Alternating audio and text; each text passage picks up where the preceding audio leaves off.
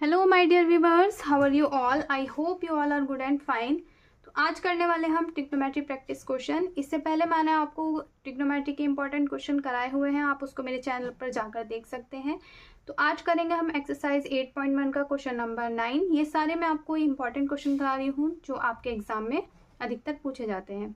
तो question number 9 है हमारा, in triangle ABC right angle at B if tan A is equal to 1/√3 find the value of. तो इसका first part है sine A cos C plus cos A sin C, यानी हमें sine A cos C plus cos A और sin C इसकी value find करनी है। तो चलिए, हमें जो गिवन है सबसे पहले हम वो लिख लेते हैं। तो गिवन हमें क्या है, ये हमें गिवन है tan A is equal to 1/√3, given हमने लिख लिया है। इसके बाद हम देखते हैं हमारा tan A हमारा लाल बटे कक्का से क्या होता है, tan A हमारा होता है साइन कॉस tan ये होता है लंब बटे आधार। तो यहाँ पर हम लिख लेंगे लंब बटे आधार, यानी हमारा लंब है 1 और आधार है √3। तो इसके बाद हम एक ट्रायंगल ड्रॉ करेंगे, ये रहा हमारा ट्रायंगल।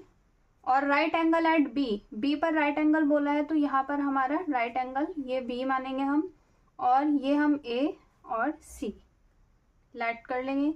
इसके बाद हमारे पास लंब है 1 और आधार है √3। तो यहाँ पर हम लंब डाल देंगे। tan A है तो हम A को फोकस करेंगे, तो A के ठीक सामने वाली साइड, मैंने आपको पहले भी बता रखी है, A के ठीक सामने वाली साइड ये हमारी लंब मानी जाएगी। तो लंब हमारे पास 1 है, तो हम यहाँ 1 को रखेंगे, और आधार है हमारे पास √3। तो A के एडजेसेंट साइड यानी A से लगी हुई साइड आधार रहेगी, यह हो जाएगी √3। साथ में हम यहाँ पर लेट भी कर लेंगे, let BC is equal to, ये वाला BC is equal to 1x और ये वाला AB is equal to √3x। साथ में हम इनके x लगा देंगे। ये देखिए, अब हमारे पास AC नहीं है, यानी कर्ण या हाइपोटेनस जिसको कहेंगे, वो हम पाइथागोरस थ्योरम से फाइंड करेंगे। तो यहाँ पर आप पाइथागोरस थ्योरम लगा लीजिए, यूजिंग पाइथागोरस थ्योरम।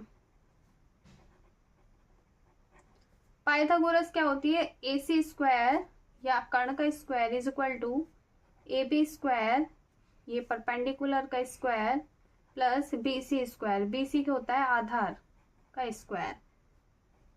कर्ण का स्क्वायर इज इक्वल टू लंब का स्क्वायर प्लस आधार का स्क्वायर। AB हमारे पास √3x है, यहाँ पर वैल्यू पुट कर दीजिए, प्लस BC हमारे पास 1x है, यहाँ BC की वैल्यू पुट कर दीजिए। अब जब √3 का स्क्वायर करेंगे तो इस तरह से √3 का स्क्वायर से रूट कैंसिल हो जाएगा और हमारे पास बचेंगे सिर्फ 3, और साथ में x का स्क्वायर है तो x का स्क्वायर ऐसे ही रहेगा। यहाँ पर 1x स्क्वायर है तो 1x स्क्वायर ऐसे ही रहेगा। 3 और 1 हो जाएंगे 4x स्क्वायर बन जाएगा। और यहाँ हमारा AC स्क्वायर चल रहा है। इसके बाद ये स्क्वायर हम दूसरी साइड ले जाकर 4 पर लगा देंगे, तो AC is equal to root यहाँ पर लग जाएगा, ये स्क्वायर इधर जाने पर रूट बन गया और इसके अंदर आ गया 4x स्क्वायर। जब हम 4 का स्क्वायर रूट निकालेंगे तो 2 गुणा 2 से यहाँ पर 1 2 निकल जाएगा, और x गुणा x से यहाँ पर 1x निकल जाएगा, यानी हमारी AC की वैल्यू आ गई है 2x। इसके बाद ये जो हमारी AC की वैल्यू आई वो हम अपनी फिगर में पुट कर देंगे, यहाँ पर हम 2x रख देंगे। यहाँ पर हमने पाइथागोरस थ्योरम का यूज करके हमने अपनी तीसरी साइड ट्राइंगल की यानी AC को हमने निकाल ली है। इसके बाद हम देखते हैं कि हमसे क्वेश्चन में फाइंड करने को क्या बोला है, साइन A cos C और cos A और sin C। इसके बाद हम अपना वैल्यू निकालेंगे साइन A की। यहाँ पर हम साइन A फाइंड कर लेंगे। साइन A कितना होता है, ये साइन होता है लंब बटे कर्ण, तो यहाँ पर लिखेंगे हम लंब बटे कर्ण। लंब कितना है, साइन A है ना, तो A के ठीक सामने वाली साइड हमारी लंब हो जाएगी, तो ये हो जाएगी BC और लंब बटे कर्ण, कर्ण तो यही रहेगा AC, तो BC अपॉन AC। तो इसके बाद हमारी BC साइड कितनी है 1x और AC साइड कितनी है 2x। ये यहाँ पर पुट कर दिया हमने। x से जब x कैंसिल हो जाएगा तो 1/2। साइन a की वैल्यू इस तरह से 1/2 निकल कर ये आ गई है। इसके बाद कॉस a साइन c की वैल्यू भी हमें चाहिए यहाँ क्वेश्चन में पुट करने के लिए, तो साथ में साइन c की वैल्यू भी निकाल लीजिए। साइन भी यहाँ पर भी लंब बटे कर्ण रहेगा, तो यहाँ पर लंब बटे कर्ण लिख दीजिए। और अब हमसे साइन c की वैल्यू पूछी है, तो c के रेस्पेक्ट में देखेंगे हम। यहाँ पर c के रेस्पेक्ट में हमारा ठीक c के सामने वाली साइड लंब हो जाएगी, यानी यहाँ पर अप साइड हमारा परपेंडिकुलर क्या रहेगा, c के ठीक सामने वाली साइड। ये a भी हमारा परपेंडिकुलर रहेगा या लंब रहेगा। ठीक है, तो a भी कितना है √3x, वो हमारा कर्ण बन जाएगा, अपॉन कर्ण वही 2x रहेगा, तो ये 2x। इस तरह से x से x कैंसिल हो जाएगा और साइन c की वैल्यू आ जाएगी √3/2। इसके बाद अब हम cos c और cos a देख लेंगे, तो cos a की वैल्यू निकाल दीजिए पहले। cos a साइन तो ये होता है, और साइन cos होता है आधार बटे कर्ण, तो यहाँ पर लिख दीजिए आधार बटे कर्ण। cos a देख रहे हैं तो a के रेस्पेक्ट में देखेंगे, a के ठीक सामने वाली साइड तो लंब मानी जाएगी, और a की एडजेसेंट साइड ये आधार, तो आधार ये वाली साइड रहेगी AB, तो यहाँ पर AB लिख देंगे।